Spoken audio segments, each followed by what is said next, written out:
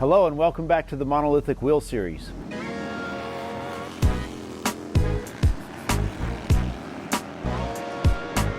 Today we're going to be talking a little bit about the development of the Monolithic Wheel prototype. I was rummaging around in the back of the warehouse and stumbled upon our very first prototype, Prototype 1, and it was sort of a fail in certain regards, but I thought it would make an interesting video, so here we are.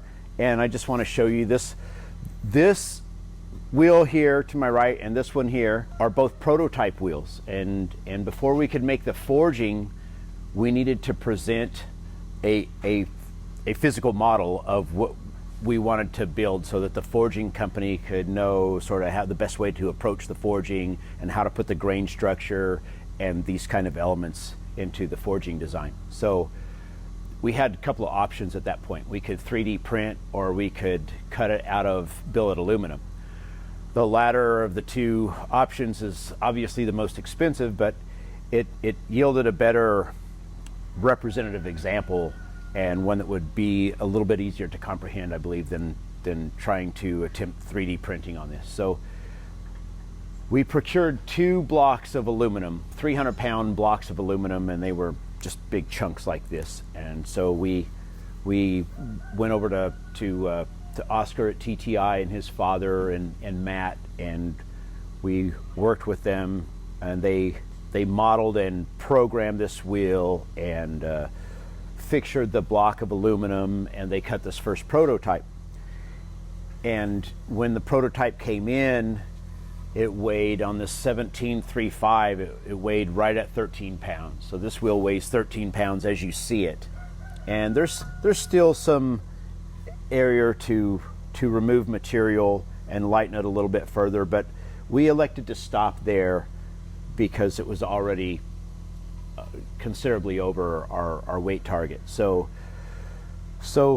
one of the things that made this wheel heavy and even a little bit clunky looking aesthetically is this engagement for the rotor right here. And the reason that we wanted to put the rotor perches close to the axle is because in the event that we wanted to put like 11/8 or a small rotor in the front, we would have that option. And then we could also add a 13-inch rotor. And so in this case, we started with the 13-inch rotor, and we just added longer fingers so that, again, if we wanted to go down in diameter, we would have the area to do so. So this fits like our conventional lug drive rotors. It fits into the receiver, and the helical retaining clip, which I have here, loads to the ID and locks this friction ring into place. So when we got the prototype, it was a mixed bag. We were very excited to have a considerably lightweight wheel, but we were a little disappointed with the overall weight, and we definitely wanted to clean up this hub area. So we went back to the drawing board. So we looked at what we could do to improve the aesthetic quality and the overall weight. And what we decided to do was kind of invert this attachment mechanism. Instead of make this a receiver, we decided to make it a post. And then we moved the post up closer to the OD of the rotor where the caliper is actually going to grab it. So this cuts any deflection out, and then you can see a lot more of the rim, and so it was considerably lighter and much more beautiful. If we want to put a smaller diameter rotor on, we came up with a little different approach. So this way we can eliminate these posts, as you see here, and we can go with a conventional style hub register or rotor register, and we can spline this and attach it right there to our wheel center and have a more conventional landing for our rotor if we want to go small diameter, or if we just want to attach it in this way for some reason. So we did develop a utility patent for that attachment method, because a lot of companies that you see that will attach a hub face to a monolithic wheel blank, they're going to bolt it to the hub flange. So they typically have 5 bolts to attach their rotor flange onto their wheel, and then another 5 or 6 bolts attaching their rotor to their rotor flange. So in that case, you would have 20 plus fasteners on the front of your wheel, and that's another thing we wanted to avoid. So this was small enough that we could execute in a 3D print. And the way this works is we're going to broach this tube. We'll put a little bit more material on here and we'll broach this tube. And so this blue part of the 3D print represents the wheel and this tube with the broach. And then this red part represents this rotor flange that's going to go on here.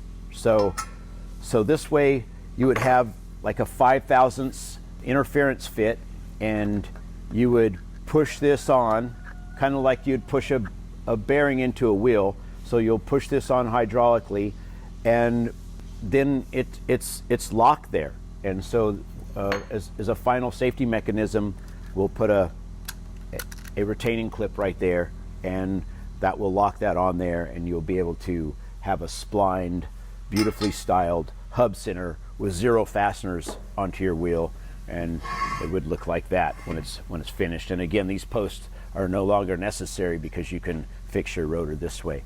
So these are some of the ways that we can design the wheel to accommodate a variety of models and fitment choices that you might have going forward. And again, they needed all of this information before they could really produce a forging that would meet every need that we're going to have today and in the future. So that sums it up. And you know, if at first you don't succeed, try again until you do succeed. So this was kind of a financially and time-wise a little bit of a painful lesson here, but you can see that that we built on that lesson. We took the hard lesson the right way, and we dug a little deeper, and we produced something that more fits our idea that we had for a beautifully stylized, lightweight performance wheel for your Harley Davidson. So if you followed us this far, please give us a comment and a like, and we'll look forward to seeing you on the next series. Thanks again. Bye.